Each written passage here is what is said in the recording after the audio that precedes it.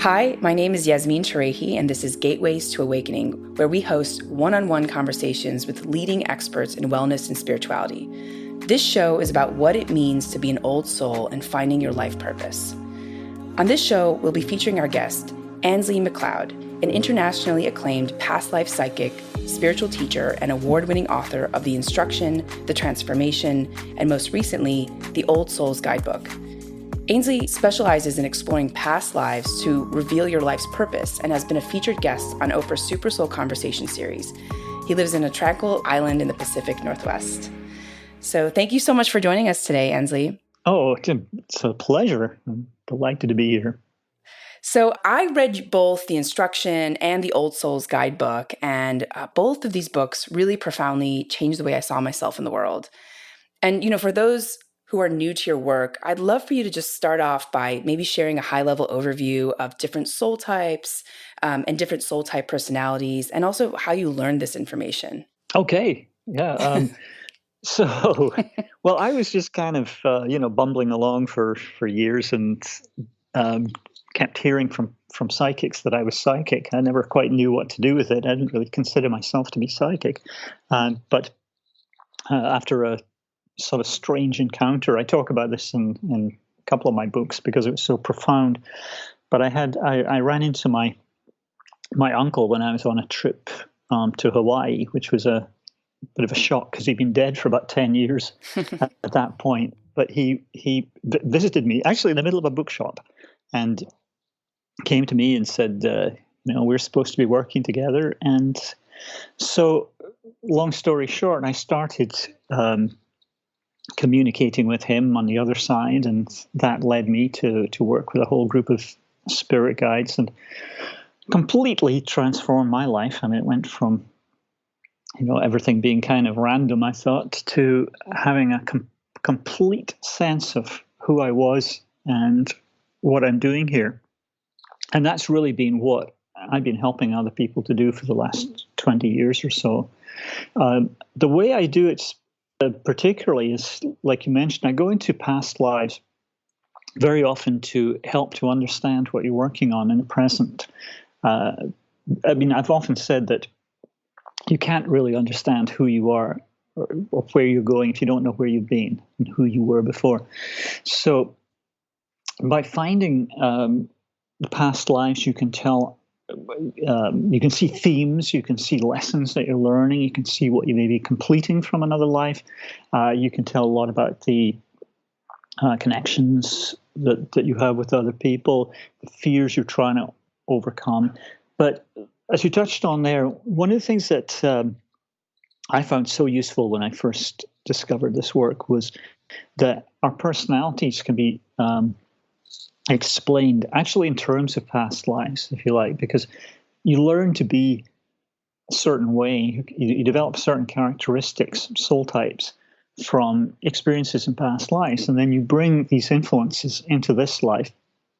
And so, what I can do with the person, as I did with you, is to just break it down. It's a system that I was given by the spirit guides called The Instruction, which is just a simple way to look at all the different elements of your life plan and to have it sort of laid out. So your soul types, the core of your personality is really, it's all in there. It's all in the instruction. And it's actually, once you know who you are, I think it's the great thing about that is it really explains why you're here. One leads to the other, and so that I think was for me the biggest eye opener, and I think personally it helped me a great deal with self acceptance, which had always been a bit of a challenge, and certainly understanding my life path as well. And it seems to have helped an awful lot of people as well. I think the clearer you are about who you are, the clearer you are about everything else in your life and what's going to suit you, what's consistent with your life plan. And a lot of that is really about what's consistent with your soul types.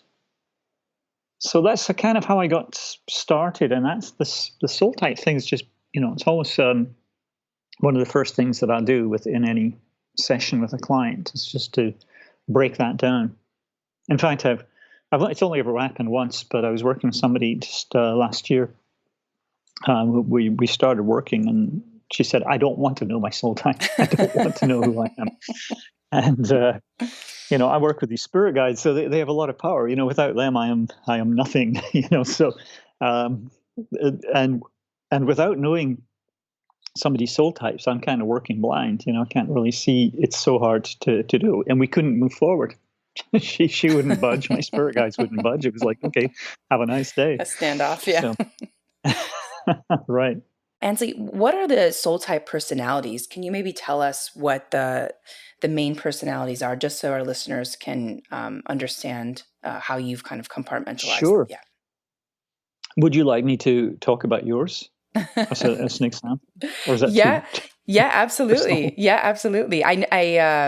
So just for the listeners, I had a reading with Anslie about 4 months ago, and it was an incredible reading, which we can get into definitely later in the show. And yeah, so we can dive into my dominant personality types, what came up during the reading, and also speak to the ones that exist. And I think maybe for the listeners, we can let them know, how many dominant personality types people have too, just so there's an understanding of, how many dominant personality types most people have and what the levels are. Because I think I definitely want to set the stage for what soul levels are as well, because I think that's important to understanding the personality types.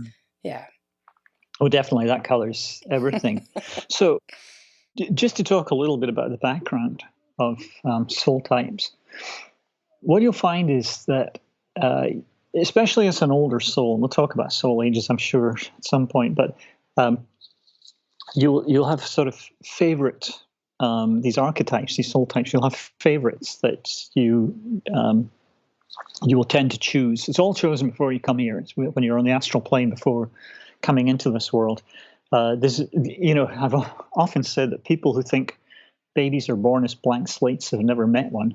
Because, if you've had babies, and especially if you've got two or more, and you can compare them, they come like little fully loaded computers. They've got all that stuff in there. It just has to come out. So you learn to be certain things in certain past lives, and then you're able to tap into those qualities, those traits and behaviors in this life.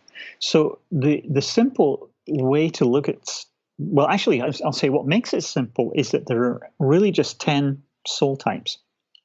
And this is just a convenient way of breaking it down. There's nothing magical about the number 10, but it's just, this is how it was presented to me. So I always say that my clientele is not typical of the general population. So I tend to see the same kind of things coming up a lot. When I worked with you, Yasmin, the spiritualist is your soul type. And this is something you learn to be from past lives that are either in the healing area or in the spiritual world, the contemplative or the herbalist or surgeon or something. So you're a spiritualist type, so you're bound to have a lot of those past lives, possibly a nun, priest, monk, surgeon, doctor, physician. So sort of splitting between that sort of spiritual side and the healing side.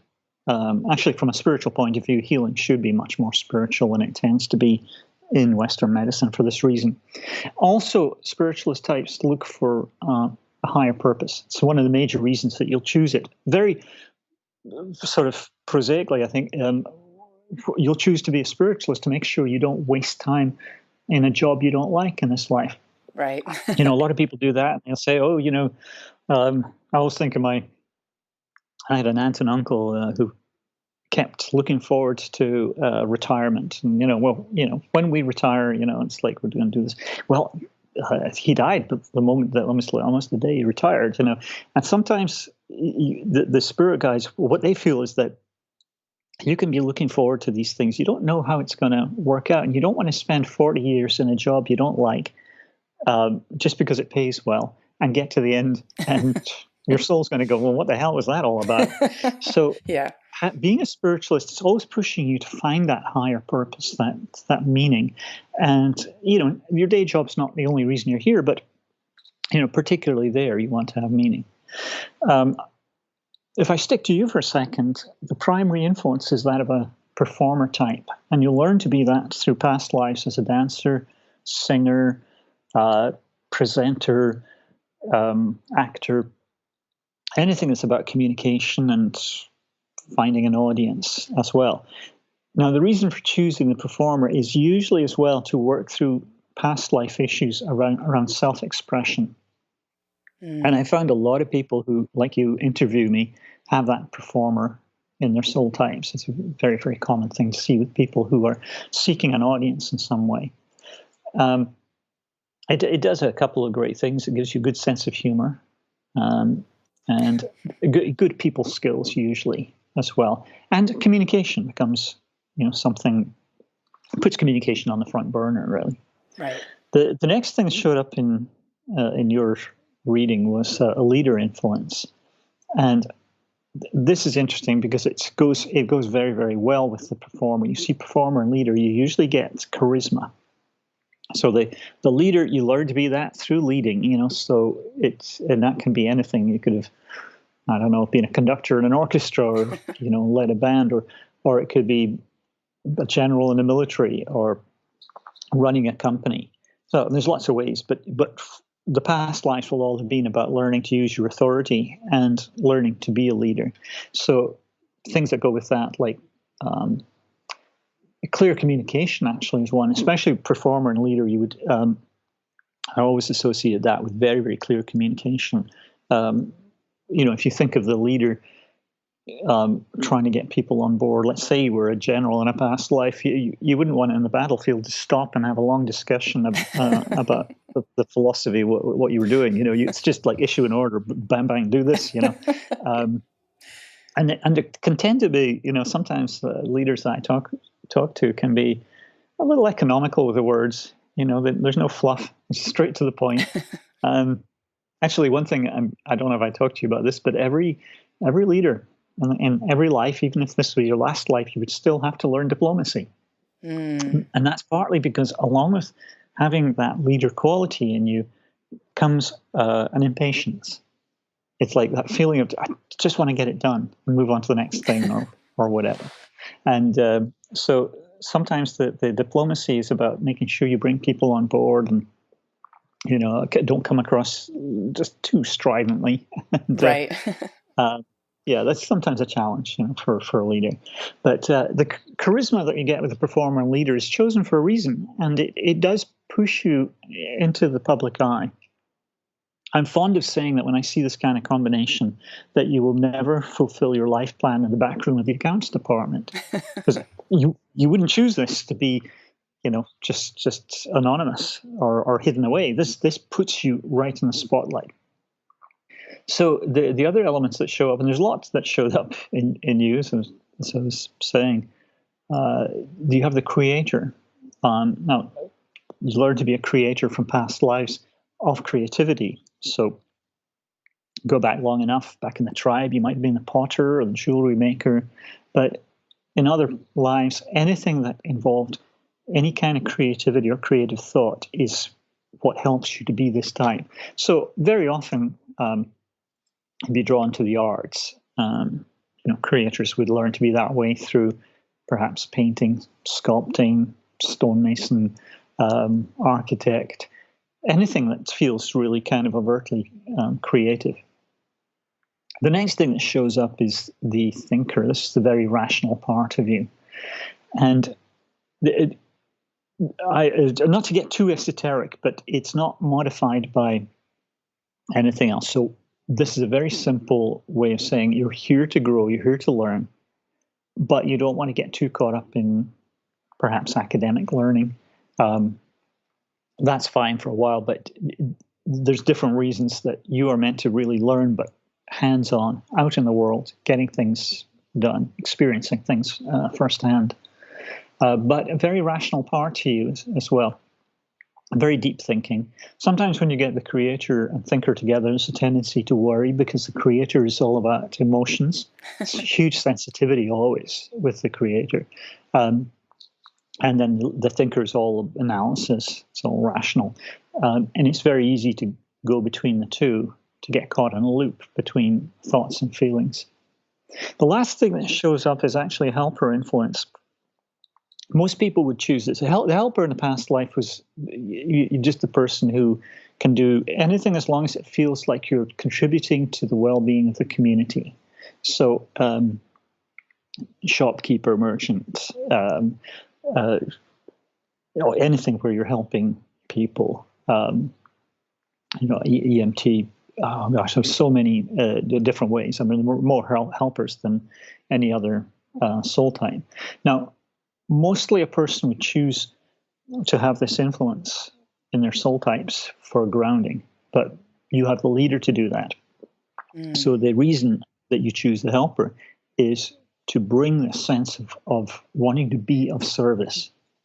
Now, because you're a spiritualist, it's going to be a sense of higher service. But that's the fundamental reason for choosing that. Otherwise, you wouldn't really need it. It wouldn't be much use.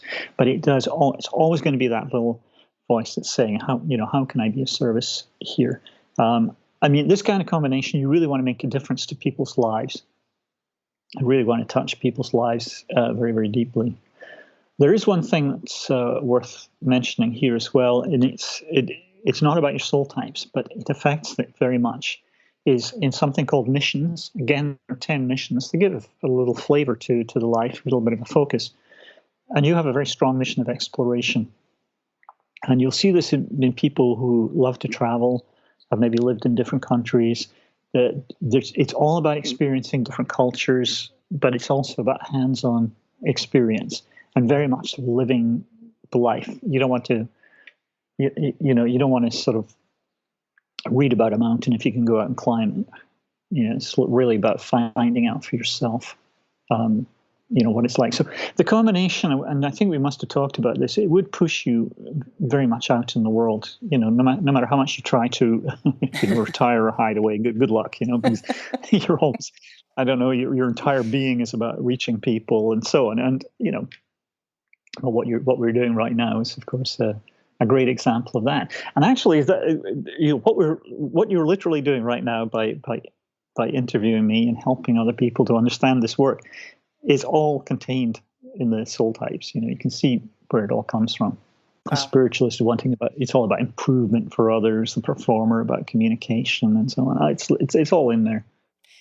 Yeah, absolutely, Anslie. And thank you so much for sharing the dominant personality types that I have. And I mean, it's so spot on, everything that you mentioned that came up. I mean, it's funny, you said, initially the spiritualist and the performer. When I was younger, I actually would write and create plays in my basement and invite my parents to come and watch me, so I think all those elements, sort of came through. And I think, the spiritualist piece as well was very strong for me. I mean, even when I was younger and working in New York in the financial world and the energy world, it feels like 100 years ago. But I always, there was always like this existential question of like, what am I doing? Why am I doing what I'm doing? And is it going to impact the collective? Like, I just always felt in the depths of my soul that there was something more to life and there was something more to my purpose. And I wasn't really living the life that I felt was right for me for a long time. So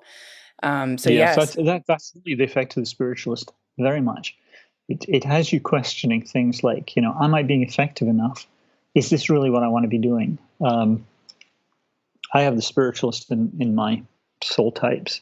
And the moment I started working after college, I started questioning the whole thing. I got into advertising, so as an art director, and I started almost immediately questioning the whole work ethic, what I was doing, did it feel meaningful enough? I didn't like advertising itself. And it took me 3 years, but I got out of it to do something that felt more personally meaningful. So that's really the effect of the spiritualist. pushing all the time to, you'll know if you have it, and you'll know if they're in the wrong place if you're constantly thinking about doing something else and dreaming about doing something more meaningful.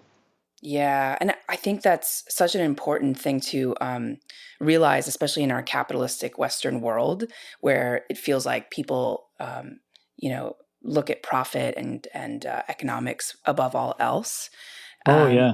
and especially, in place, or at least for me, in my experience living in New York City, and I think really moving out to the Bay Area, which is where I live now, is where I started to have more of a realization of what my life purpose was, beyond just the basics of, okay, get the house, have a family, have a job, retire. So there's just so much more, I think, that all of us have. There's this untapped potential within all of us. And I think Oh, I just wanted to say, I think I also never quite understood people's motivations when it was just for money or external success. I think it was very confusing for me. I was kind of like, for example, I wrote and co-produced a short film a couple years ago, and people would always say, "Why are you doing this? You're not going to make any money." And I thought, that's such a strange question. Why would I not? Why would I not do this? It's about the message. It's about raising the collective consciousness, and I feel like that's such an important kind of. It's such an important gift to give to the world, and it's not a personal. It's not something that I'm selfishly acquiring for myself, right? It's really a gift rather than a commodity, which I think is the big difference. So, well, a lot of that could be soul age related as well. Do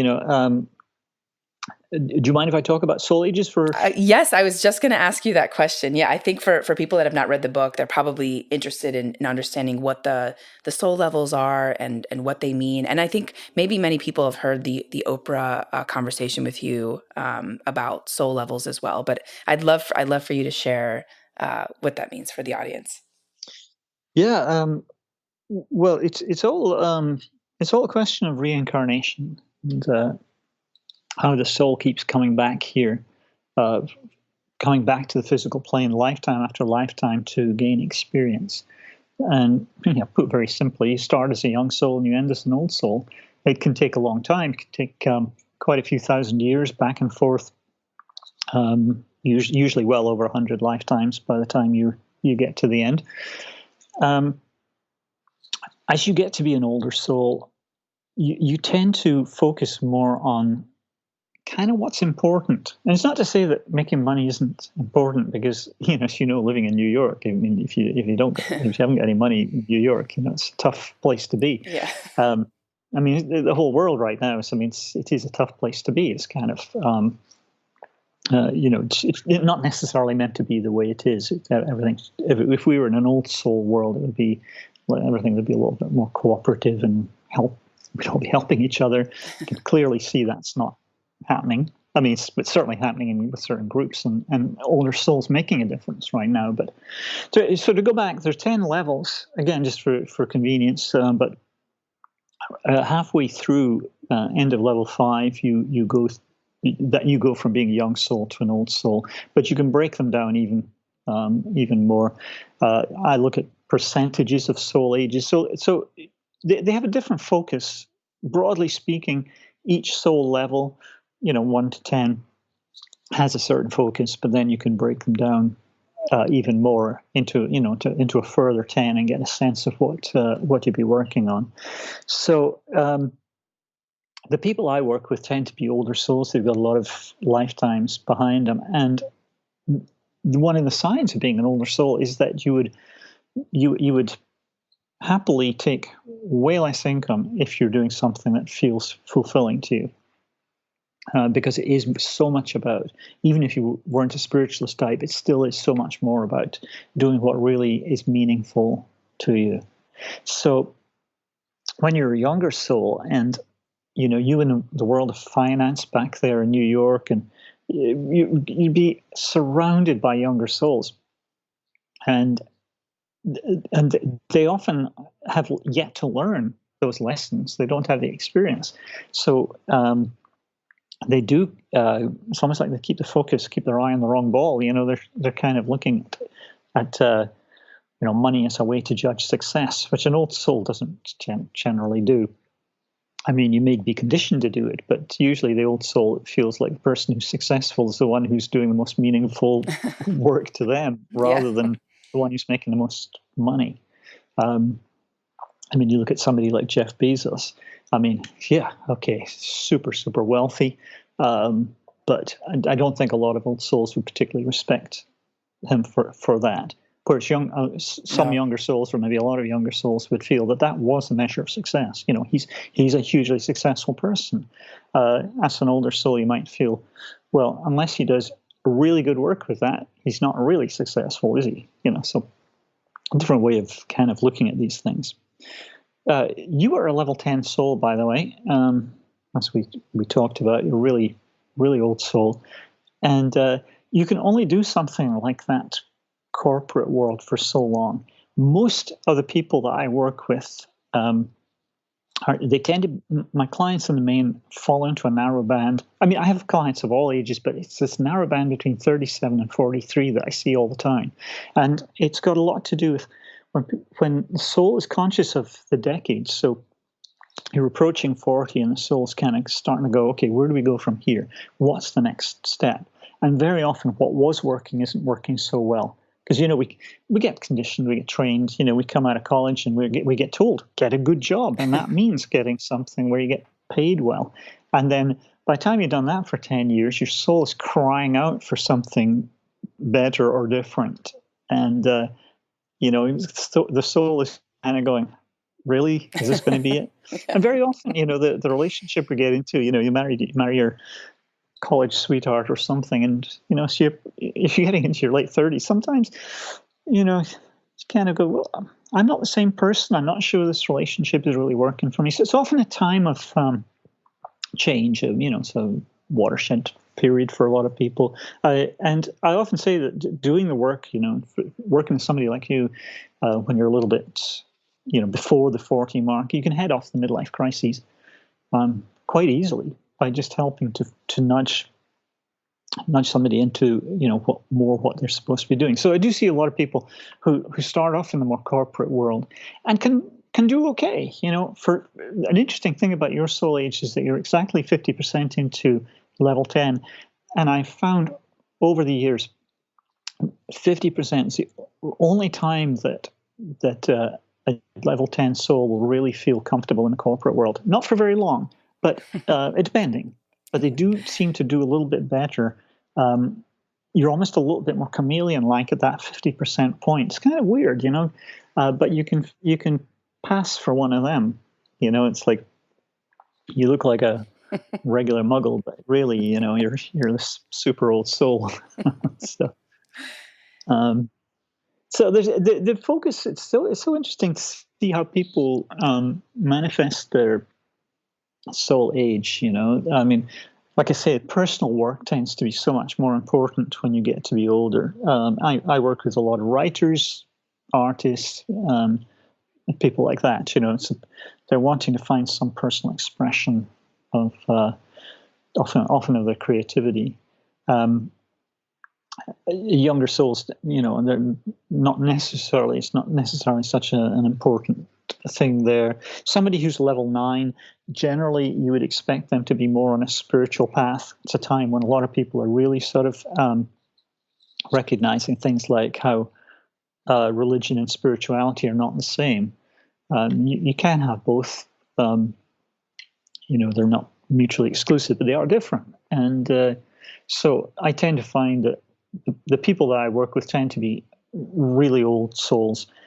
And I usually find that these are people who would define themselves as being more spiritual rather than simply religious. There's also a lot of deep thinking and questioning. One of the signs of being an older soul, and when this happens on this flip after level 5, is that you become much more introspective. It's far harder for a younger soul to be introspective. And but once you're an older soul, there is a sort of feels almost like a 180-degree flip Mm-hmm. from this external focus to much more internal. But I one thing I often do when I look at somebody's soul types, I'll just go through them in what I call the Cliff Notes way. Just a very simple way that I would look at yours would be that the spiritualist in you will always look for either purpose or for meaning. The performer is always going to want to reach an audience. That means, reaching people. The leader wants to lead, not follow. You want to use your authority. The creator wants to have a lot of autonomy, because you need autonomy to be able to be creative, to use your creative thought. And so I will say about somebody like you cannot be micromanaged. It will kill you. Yeah, Absolutely. And then the thinker wants to grow with everything that you do. And the helper wants to feel like what you're doing is offering a service.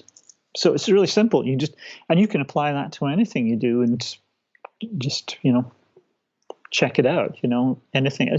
So, if you were offered a job, for example, you go, okay, well, let's see how this would square with my soul types. Is this going to be fulfilling?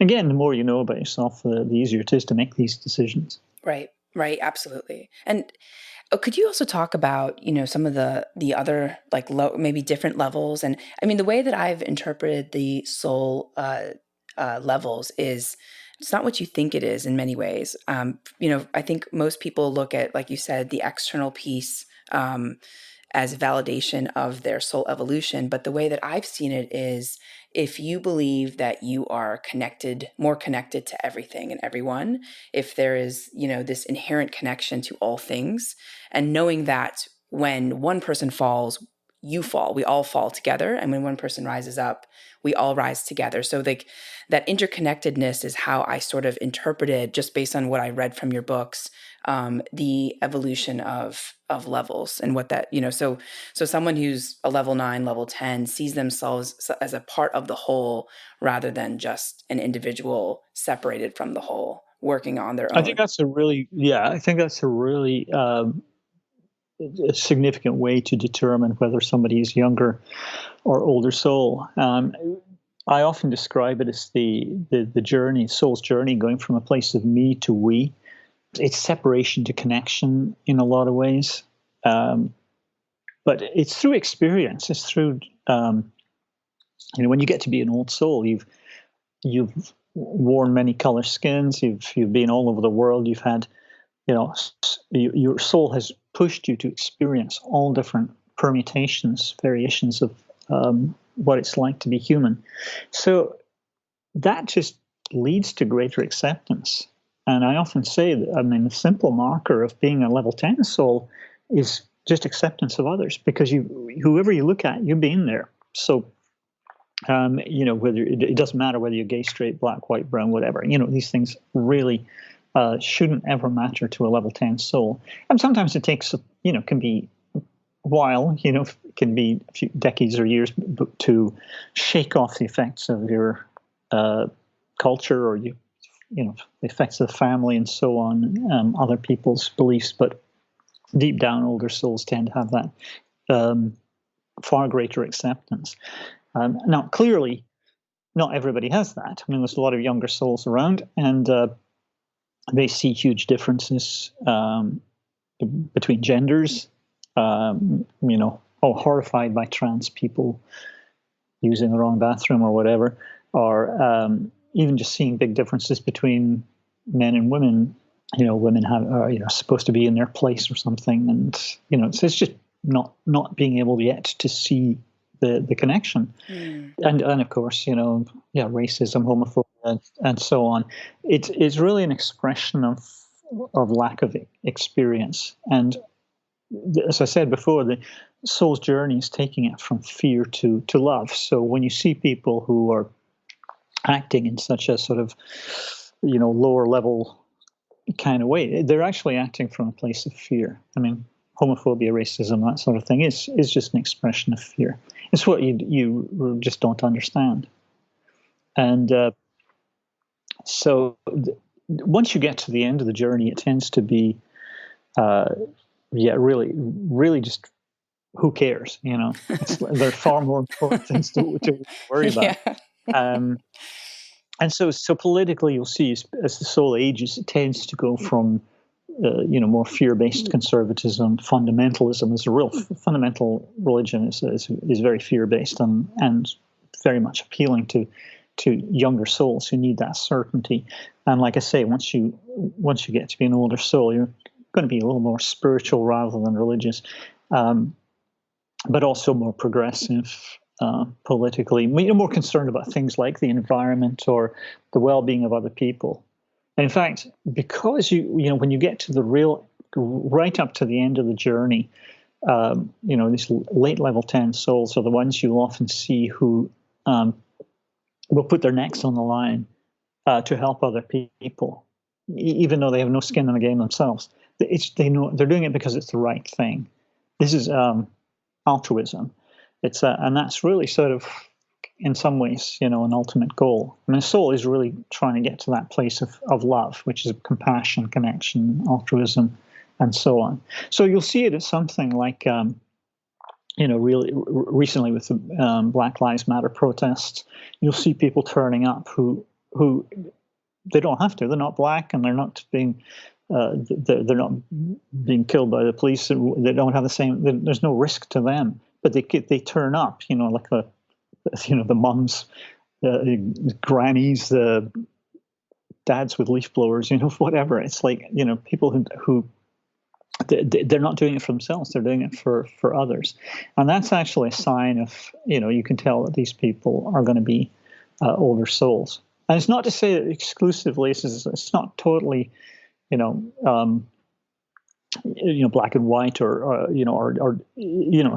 I mean, you can get younger souls who have kind of broken through this illusion of separation and can act, very more ethically. And it's not in any way to say that young souls are bad, old souls good. I mean, you can be an old soul and you can be a total jerk, and sure you've met some, and I've met quite a few. So it's no guarantee that just because you've had all this experience that you're going to sort of act, in an ethical way. I mean, you can still get old souls who are crooks and so on, and you can get young souls who are very altruistic and very, very caring as well. So, what I'm talking about are more sort of generalizations, but they tend to hold true. Wow.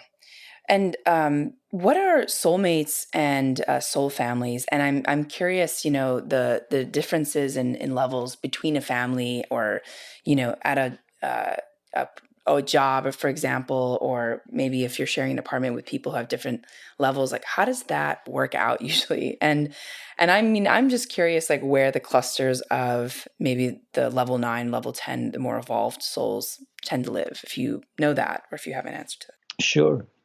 Well, let's say, I mean, I have a lot of clients who are old souls who've come into this world to be around younger souls, at least in their formative years. And it's an odd little choice, but very typically, talking of areas that tend to be younger souls. Well, somebody asked me this question yesterday, and I say it's my stock answer in a way. Is always look at the bumper stickers if you want to know what the predominant soul age somewhere is. Look at the bumper stickers, or just look at how they vote. It tends to be like the younger soul more conservative, so the older soul more progressive. So that can tell you an awful lot. So I see these old souls. They come in, they're born into a young soul family, and say. In the Bible Belt, some of the American South say. So they might grow up in rural Alabama, say, and as soon as they get to a point where they can move, they split for the coasts. They might go to, older soul, someplace with older soul consciousness, like Boston, or on the West Coast. There's a lot of places, Portland, Seattle, Olympia. These places that do tend to be. Again, it would be politically more progressive and more comfortable hangouts for old souls. The younger souls, one of the markers of being a very young soul is that you want things to be very clear. you don't want a lot of questioning, and so that's why they do tend to like strict laws, know where everybody is, and as I say, do they want their gods to be strong, usually male? It's like really looking for the father, tell me what to do. Whereas the older soul is going, hey, I'm here to make my own decision. Right. Wow. And, I don't want to be told what to do or, controlled by some authority, because you're really, really here to make your own decisions. So in the States anyway, I mean, certainly coastal, you're going to get this, and cities tend to be a little bit more older soul as well. Again, it's a generalization, but you can see it with some place like Seattle. I mean, again, Right. I'm kind of joking about bumper stickers, but they do can tell you an awful lot. And in the city, you're going to get the sort of, more older soul kind of stuff, and then you move into the more rural areas, and you get it's a little bit more sort of Trumpian but these, again, like I say, they are generalizations. I mean, I live in a rural part, but it's a very old soul kind of place, and so you get clusters. So old souls are looking for belonging. It's actually a major issue for an awful lot of old souls, trying to find a community they want to belong to, trying to find soulmates, Yep. you're talking about. And soulmates are souls that you are part of your soul family, and that with whom you have an agreement. Usually for convenience, my spirit guides would use soulmate to describe a romantic agreement, but sometimes they could just be there with their way of saying you have a really, really strong connection with this person. You've known them in many lifetimes. Just could be a really good friend. And so we're all the time trying to find these members of our tribe. It's not such a big deal when you're a younger soul, but when you get to be an older soul, you want to share the experiences with those that you've known before. So it tends to be a search all the time for these people that maybe you were married in a past life 200 years ago. Maybe you're business partners, whatever. You seek them out, and then what you're doing is often karmically you're completing something from the past life, or you already get each other. People often say, how would I recognize a soulmate? And the answer is usually just familiarity. That you'll feel almost that sense of, yeah, I kind of know you from somewhere, don't I? It's like, yeah, it might have been 300 years ago in Tasmania, but it's your souls will still sort of resonate. One thing I've often said is that I think we would value relationships much more if we knew how much work goes into meeting. Wow. Meeting these soulmates and meeting others, because I think sometimes we just think these are random encounters, but in fact there's much more. You're meant to get to know this person, and maybe share some experiences with them. And conversely, sometimes we can get into friendships and relationships that have no depth to them, because you haven't known each other before, and it can work, but sometimes it can feel a little fresher even, but generally that's not what the older soul is looking for. It's like, where's my tribe? You've done all that sort of meeting new people thing before, it's like now let's get the band back together. Yeah, that's wow. I can usually tell right away when there's a familiarity or some sort of resonance where I'm like, oh, your soul, whatever your personality, however you're showing up, it's familiar to me, and I don't know where. Yeah. And I think that's also true for friendships or people that I haven't talked to in many years. But when I know how I feel about them, and I know how they feel about me, and there's just an incredible depth of love between us, and there always will be, and nothing will ever take that away. There's just, yeah. So I think when you get that feeling that, or if you've ever known somebody where you haven't talked to them for 5 years, and then you get a call and you pick up almost where you left off, it's kind of a sign that there's a deeper connection there. yeah, beautiful. I'm curious if you could talk about spirit guides. I know that you work with spirit guides. How can, for folks who maybe are unfamiliar with working with spirit guides, how can they work with theirs? And yeah, I'm just curious if there's any ways that you can guide people to accessing their spirit guides or maybe this power outside themselves for information. Yeah. Well, this is something that really transformed my life.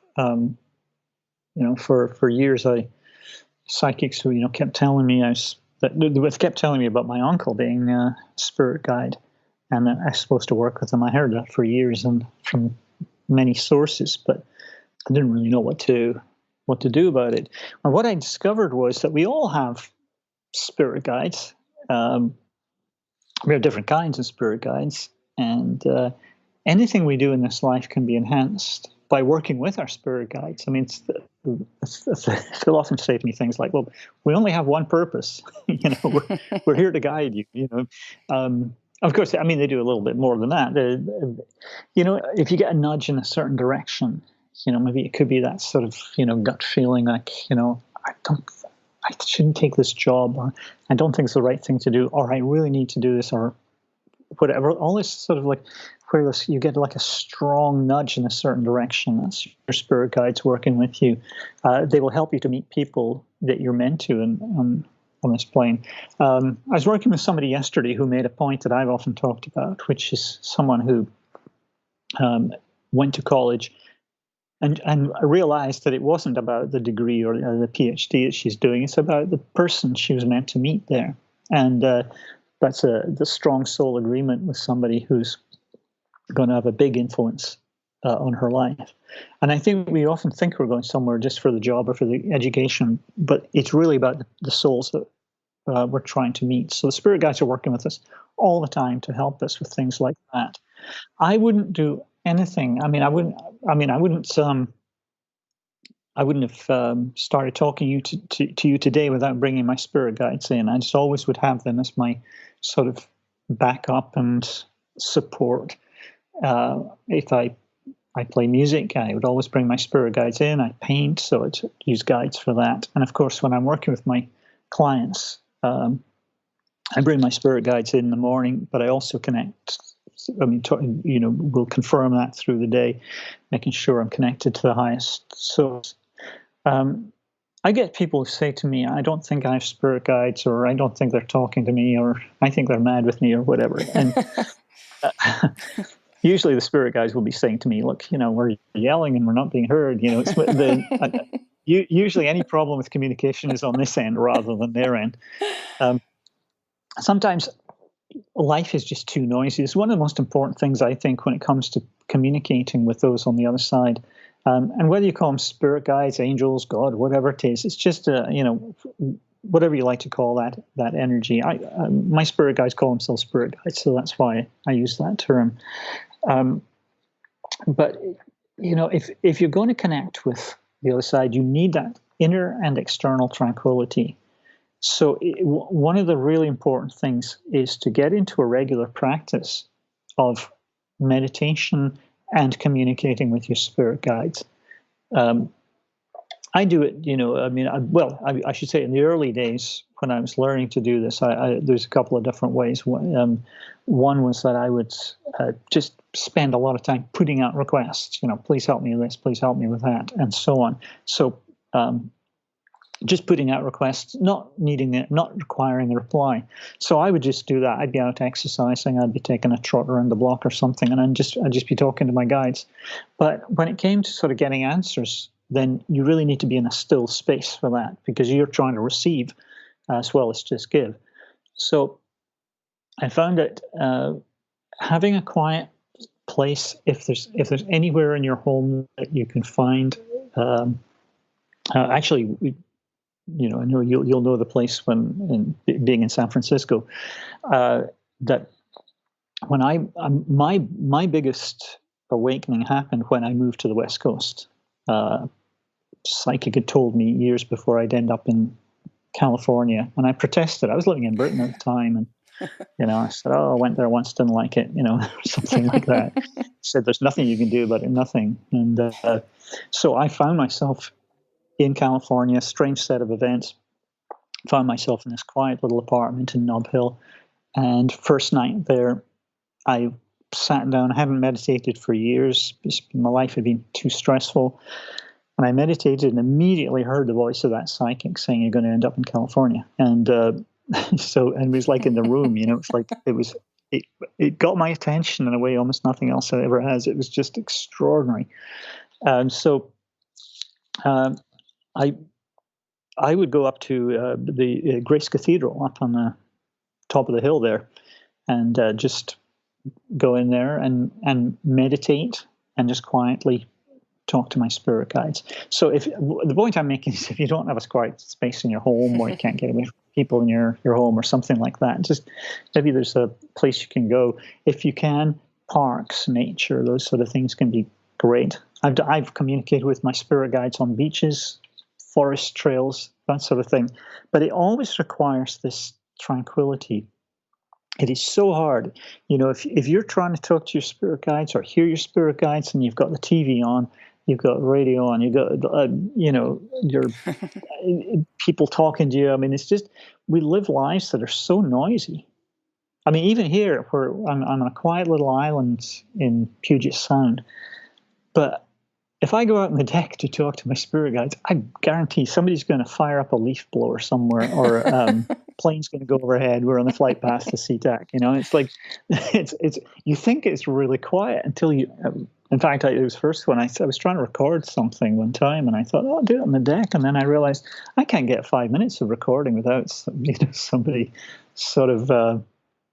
Starting up a lawnmower or something in the distance, or planes or whatever. So it is pretty hard for a lot of us. As living in the city, I'm sure you know what it was like living in New York. Right. I lived in New York, could not connect with my spirit guides, once or twice maybe. Not consciously, because I didn't really know I had them at the time, but I do remember having a couple of moments where I had the awareness. But I lived, right in the center of things. It was even 4 a.m. There's horns honking, it's people yelling in the street. It's just like, it was endless noise, and it's impossible to connect, or very, very hard. You do need to be a little bit off the grid, if you can. But we all have the ability, because it's obviously harder for some people to connect with spirit guides, and some people are not going to have any interest in doing it. But most of us have some ability, and certainly older souls, who are the ones who are more curious about this sort of thing, would have the ability. We just don't often give it a try. Kind of like, me when I first talked to my uncle on the other side. It was like, okay, well, I guess I better give it a try. And this is what I'm supposed to do. And when I did, I was very, very surprised to feel like, oh my gosh, I'm getting all this stuff back. It was like, I really didn't expect it. I didn't think I was, psychic material or whatever. So I think what I encourage, anyone to do is find that quiet space. Maybe get like a focus. It can be, candle, or, sometimes we burn incense, or people know to burn incense and candles. That's actually a resonance with a past life, because so many of us have been in monasteries, and maybe a Buddhist monk in Tibet or somewhere, and there is an association that the soul makes with certain scents, and even a flickering light of a candle, it can take you into that different space and help you to connect. But whatever works for you, it could be vision boards, little altar, maybe just, put some noise cancelling headphones on your head. I mean, whatever works, but get into that quiet space, and then just put questions out to the spirit world. And over time, what you can do is you can learn to discern the difference between your imagination and the voice of the spirit world. You'll start to know that any sort of gut feelings that you get are serving you well. It's not just your imagination, and it's a learned skill, But I really, for me, it was. It felt transformational, because when I started connecting with the spirit world, I never felt alone.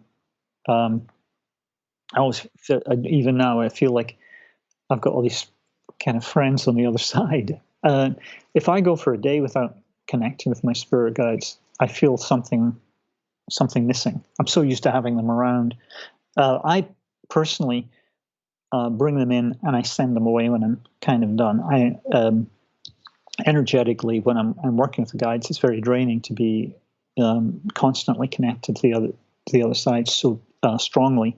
It doesn't mean they're going to abandon me or they're not going to be working, but we just it's a way to stay a little bit more grounded and sort of less, half of you being on the astral plane.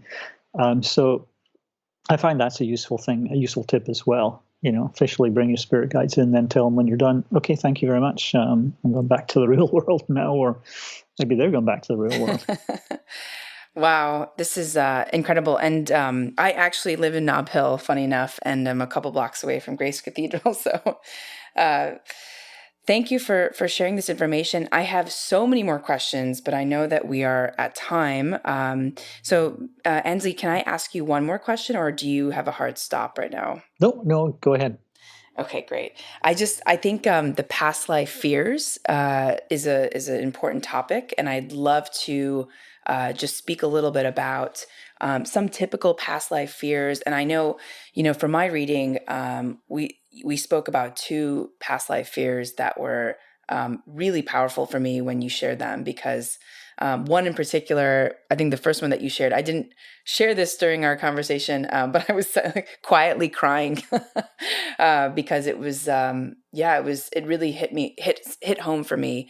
And it was about humiliation. So, and we've all got these triggers, right? What triggers one person is not going to trigger another person. And some of it isn't about your, your formative years, your younger years, your adolescence. Some of it just is something that you kind of are born with. Well, it goes way beyond that. It's a lot earlier. Yeah. I mean, a lot of times people are looking at childhood and saying, "Oh, something must have happened," and but then you'll find it was in the past life. So yeah, it's interesting you should talk about humiliation, because what I found is consistently, if somebody has a past life where there is ridicule usually associated with the death, or at least some sort of major trauma in that past life, then and examples it's usually something like being led to your execution through jeering townspeople, people throwing vegetables at you and rotten fruit, and kind of jeering and that sort of ridicule. Or especially if there's anything really humiliating, like, having your clothes removed and then being executed or something, and it's going to be, it's adding a sort of humiliation there. Then I find that person in this life will find it very hard to be teased, because the soul feels that there's a much more serious intent. It's a trigger. It's a reminder of whatever happened in the past life. We're all of us affected by past lives. I mean, it's to a ridiculous extent sometimes. People have that idea that as you get to be an older soul, somehow you're on this path to perfection. And in some ways you are. You're learning the importance of higher spiritual values, peace, truth, freedom, and so on. But people say to me, if I'm such an old soul, how come I have so many anxieties and fears? And the reason is that the veil is very thin as you get older. It's you're tapping into your soul and your soul's past, and unfortunately, there's a lot of trauma there. So the most important thing that I found is that all the past life traumas, all fears, can be identified. Again, can all be broken down. So it's an easy way to look at what you might be dealing with. And almost always, if you find a past life and you find the source of the fear, phobia, limiting belief, or body pain, or whatever it is, that whatever the problem is seems to dissipate, sometimes heal up really, really quickly. And very often, I mean, typically I work with somebody they've tried all these different modalities, they've seen doctors all their lives, and no one's ever been able to figure it out. And they can't, because it's a ghost memory they're dealing with. And once the soul is reminded that there's a past life, there's a past life issue, so it's like the soul just goes, okay, I don't have to worry about that anymore. And so even the most deep-rooted fears and phobias can just disappear. So, I mean, if you were judged and executed in a past life, well, that judgment will show up very often as a fear of public speaking or being tested or stage fright or something like that, and that can disappear very, very quickly. Could be as soon as the soul is reminded, yeah, you were judged, you were executed, and it's able to put that into the past, then you're no longer triggered. Because what's been happening is you stand up in front of an audience, the soul goes, oh my God, we're going to die. It's not rational, but it's based on what's happened in the past life. And your soul can't separate one life from the others without the conscious mind's help. So when you say, by airing the past life, it could be a regression. When I'm working with people, I just tell them, because I'm already in the zone, so I just go, well, this happened, that happened. And then the soul just goes, okay, great, we don't have to worry about that anymore. So I've seen amazing things happen. I mean, certainly areas like self-expression, being able to really sort of put yourself out there instead of hiding your light all the time. Self-worth, self-confidence issues, they can shift very quickly. Getting a greater sense of belonging, overcoming trust issues. But a lot of phobias, I mean, like that phobia of public speaking, I mean, that's just a death-related fear. Phobia of water, drowning, that sort of thing, that can heal up very, very quickly. Sometimes there are fertility issues. I've helped people with that. Let's say the soul knows what it's like to die in childbirth. Well, it could be exerting a lot of power over the physical body, trying to prevent conception from taking place. Interfering with fertility because of that fear that, oh my gosh, if we get pregnant, we'll die again. So there's no end to those weird things that stem from past lives, and especially those idiosyncrasies, why you've never liked this, or you get really triggered by that, or why you get so upset by something. I mean, one very obvious thing is, when unfortunately I see rape and sexual violence a lot in past lives, and you'll usually know that you have something like that in your soul's past because you will be very triggered if you read about rape or it comes up in a movie or something. You can often tell, from what triggers you, what fires you up. You can tell an awful lot about what's going to be lurking in your past lives. Wow.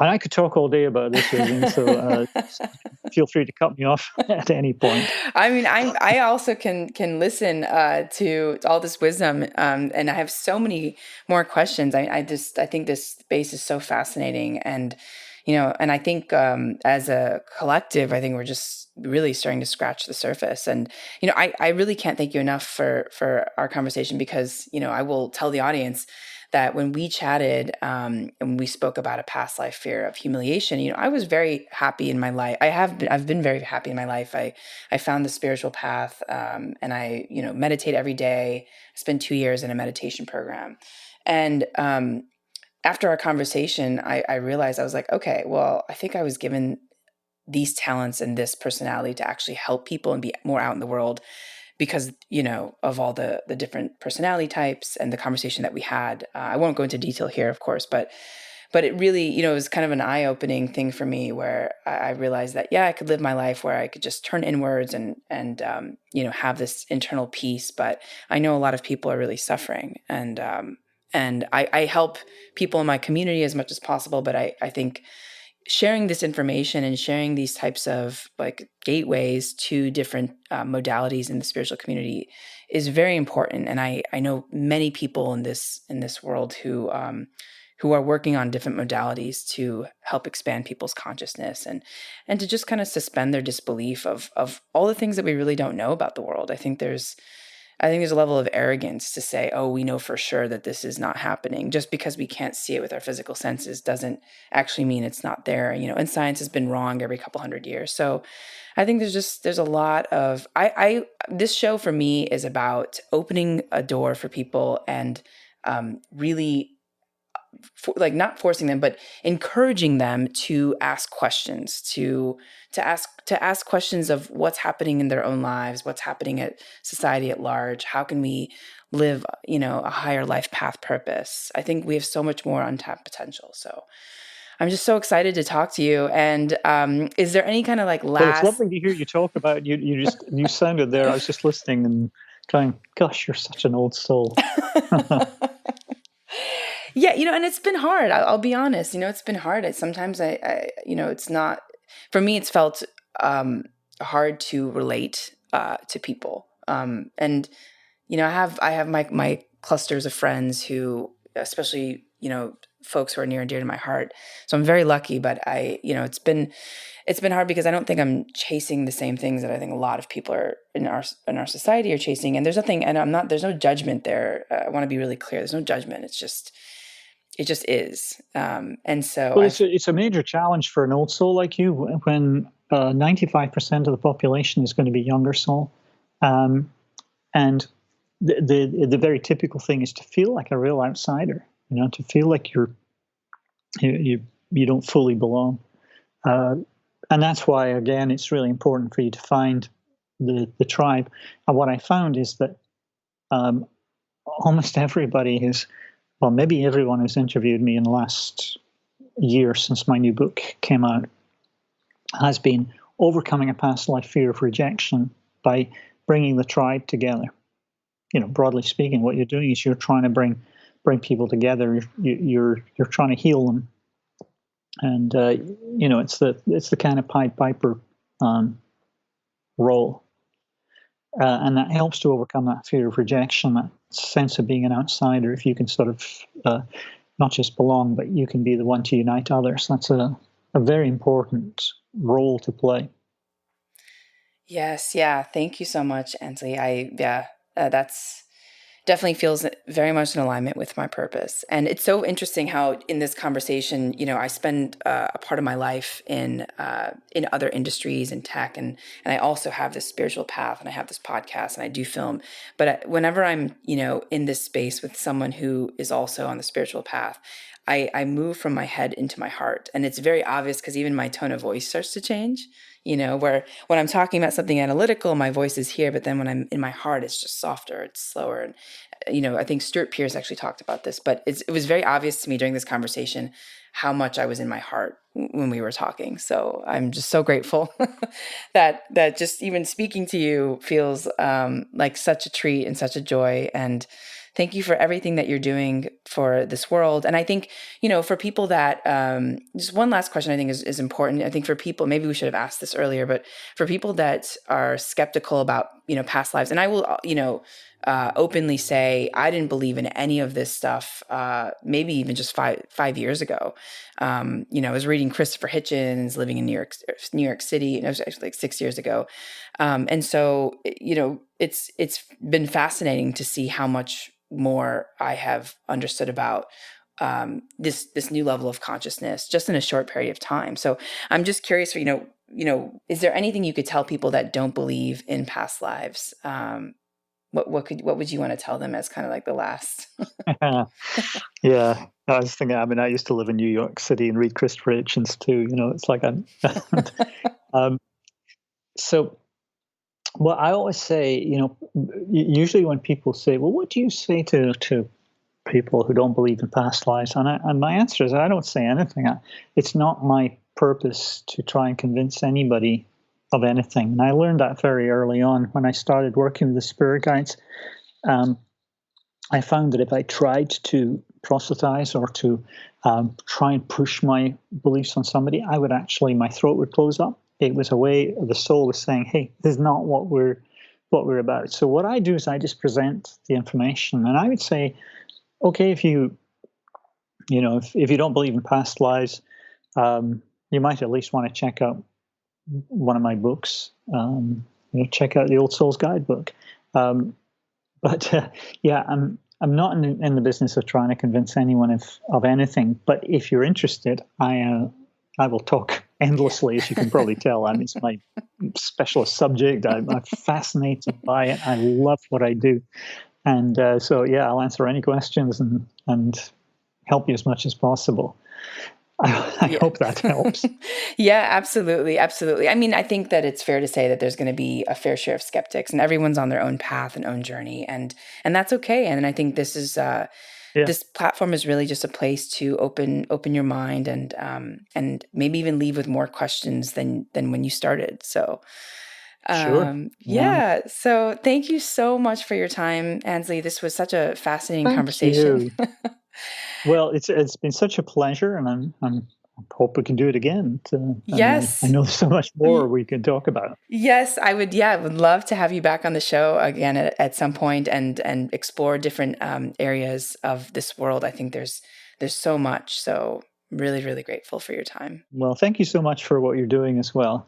So for our audience, thank you so much for joining and for listening today. In this episode, we learned about old souls and how you can find out about your life plan and life purpose with Ainslie MacLeod. So tune into Gateways to Awakening, where we host one-on-one conversations with leading experts in wellness and spirituality.